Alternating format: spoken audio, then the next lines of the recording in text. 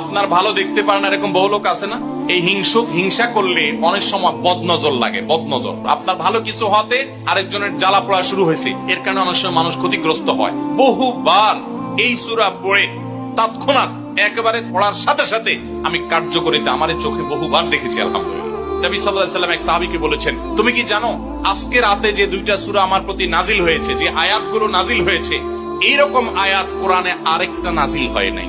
আমার বাচ্চার কোনো অসুবিধা হলে মাঝে মধ্যে আমার মিসেস বলতেন যে একটু দোয়া পড়ে খুদাও তো। আমি আমার মিসেসকে সাথে সাথে বলি, কেন, তুমি দিলে কি সমস্যা?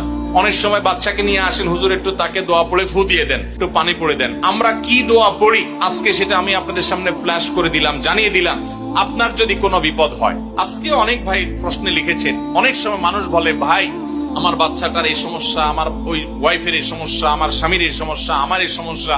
আমরা আল্লাহর কাছে আশ্রয় চাইতে জানি না। আজকে শিখে যান, এই দুইটা সূরা নাজিল হওয়ার যে প্রেক্ষাপট, সেই ঘটনা শুনলে আমাদের ঈমান আরো বেড়ে যাবে ইনশাআল্লাহ।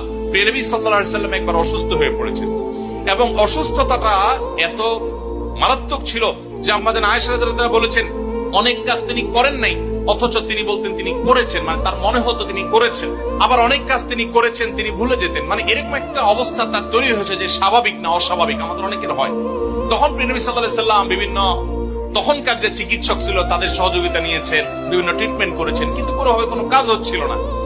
আল্লাহ রাব্বুল আলামিন তার নবী সাল্লাল্লাহু আলাইহি ওয়াসাল্লামের চিকিৎসার জন্য দুইজন ফেরেশতা পাঠিয়েছেন।